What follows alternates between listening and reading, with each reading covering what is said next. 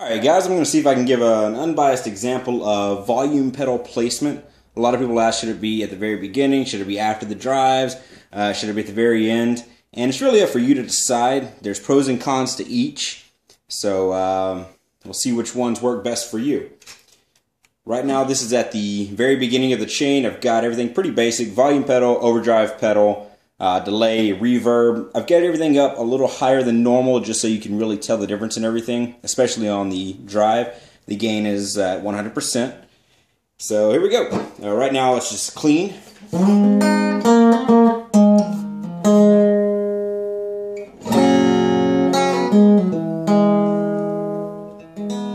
Alright, so that's simple. It just controls your volume. Now, when you kick on your overdrive, you'll notice that what it's going to do is control your volume and your gain, since it's before the drive. So we'll put it up at about, I guess, 20% here. So you're hearing something. It's the gain is all the way up on the soul food. So whenever it's hot, you know, you got a nice little bit of grip. But here, it's low volume and it's low gain. I'm slowly rising up here a little bit.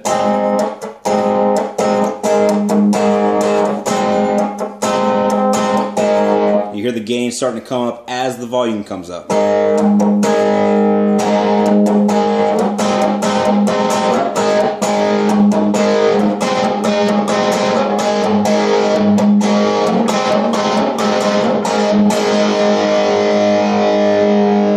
Alright, we'll go ahead and kick on the delay and the reverb.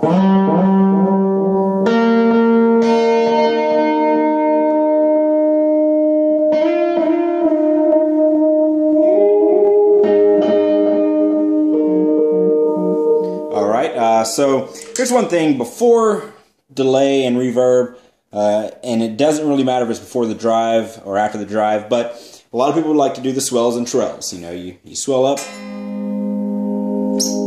and as I cut down, it's still trailing off a little bit. Alright, so we'll turn it up, turn up the feedback so you can really hear that. Also turn up the reverb a little bit. So I'm going to swell. Alright, my volume pedal's off, but the sound's still going. That's one reason why a lot of people like to keep their volume pedal before the effects. Alright, the next one will be after the drive, but before the effects. You'll see the differences there. Alright, so as you see here, we have the volume pedal after the drive, still before the effects. It's off. Right now I've just got the drive on. You'll notice that the gain stays pretty heavy the entire time. This is why a lot of people like it in this placement, but the volume of course is down. Alright, see, I'm at about 20% toe up here, and the volume is low, but it still has full on gain. This is why a lot of people like it right here.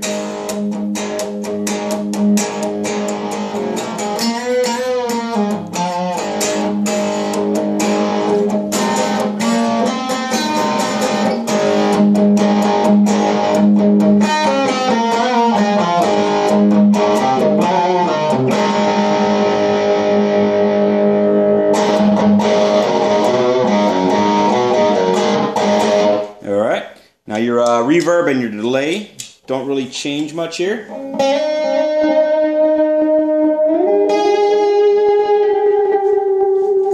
You still do your swells, as you see.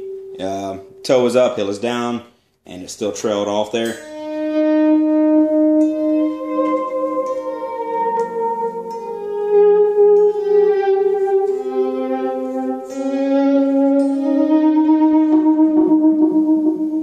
So there's your difference there. Is it just keeps the grit going while the volume is down. Alright, now this is a bit of a different setup here. It's got the volume pedal at the end of the chain. A lot of times, the only time you'll see it at the end is if they have one after the drive, before the delay, and then at the chain. They use it as really as a kill switch, and it works out great. You know, you're playing, you hit a wrong note, you stop it right there. It's all dead. All delays, all reverbs, just gone. Alright, so you hear lots and lots of reverb.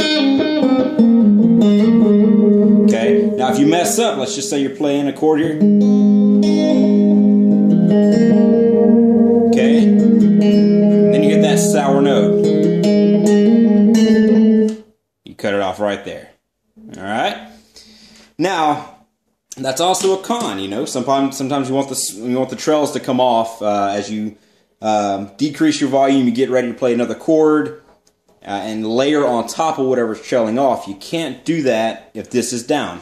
No matter what you do on your guitar, it's gonna be dead. All right. Now, the cool thing about that though is actually you can actually play something, and this works well for any kind of loops that you've got going on. If you have a loop station or if you have a metronome that has it, you know, perfect timing, or if whatever you're doing doesn't need a lot of, or it's not really time important or time sensitive. I'll show you here.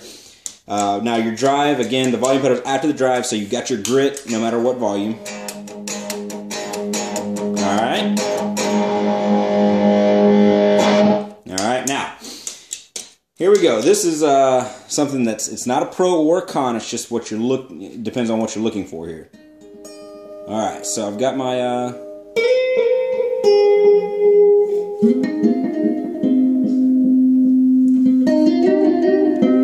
effects going here, reverb and delay.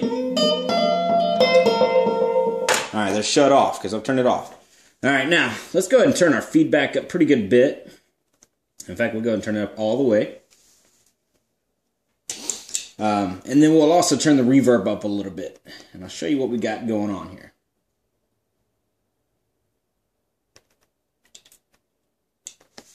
All right, now first I'll go ahead and keep it all the way up. Okay, let's just play a note here, a couple notes.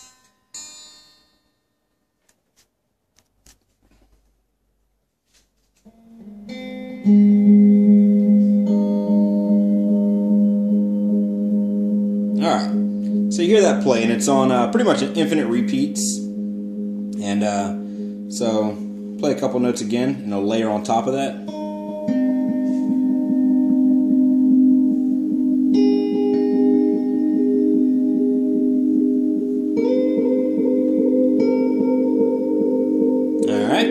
So now, if you want that sound, and you particularly are not doing very much, maybe another guitarist is or another instrument is, you can go ahead and turn that down.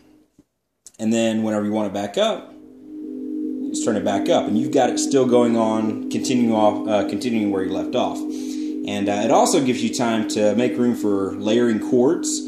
Let's just say you got play a chord. All right, so that's playing there. Let's just say that part's over and done with. But next time you want to come in, play in the same chord, just in a different position, just kind of get a different feel. Alright, so now I've strummed that chord. Nobody heard me strum that chord, but whenever I increase my volume, it's noticeable. Alright, so let's just go up a little bit more here. So that part's over, I'll come back up on it. See, now you can start hearing those highs really kind of come in. But they're real subtle because nobody heard me strum the chord. They just got there. Okay? I'll even go up a little bit higher.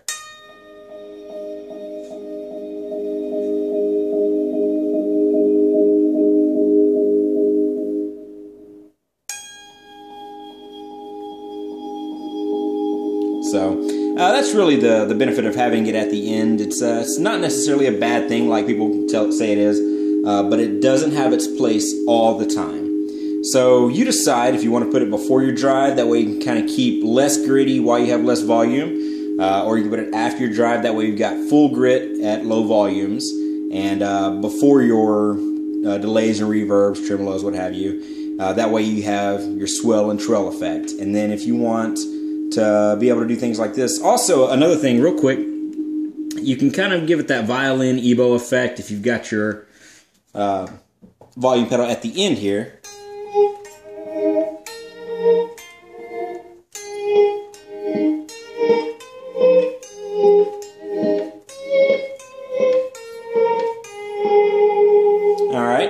So that's just another thing. Again, that's if you want to hide that initial strum. Sometimes I find myself, I don't want that attack going on. I want people to hear the sound after the attack. So, and as you get more proficient with your volume knob on your guitar, you also get different sounds, and you may not need your volume pedal, towards the beginning or towards the end. It just depends on how you play. So hopefully this helped you out. If you got any questions, let me know.